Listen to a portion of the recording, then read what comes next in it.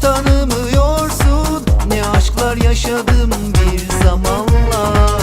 Çok kırıldım bilmiyorsun. Dağıttım kendimi ben bu aralar.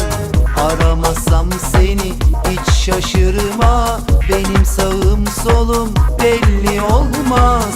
Yorma kendini bu saatten sonra. Hiç kimse beni aşka inandıramaz.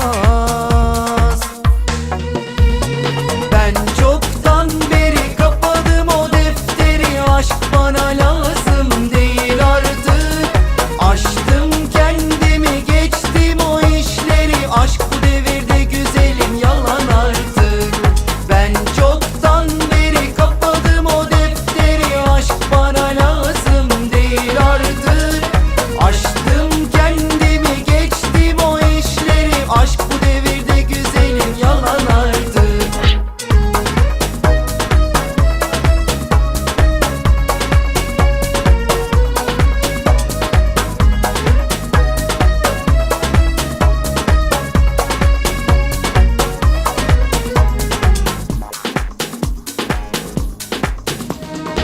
Sen beni hiç tanımıyorsun. Ne aşklar yaşadım bir zamanlar. Çok kırıldım bilmiyorsun. Dağıttım kendimi ben bu aralar. Aramasam seni hiç şaşırma. Benim sağım solum belli olmaz. Yorma kendini bu saatten sonra. Hiç kimse beni aşka inandıramaz.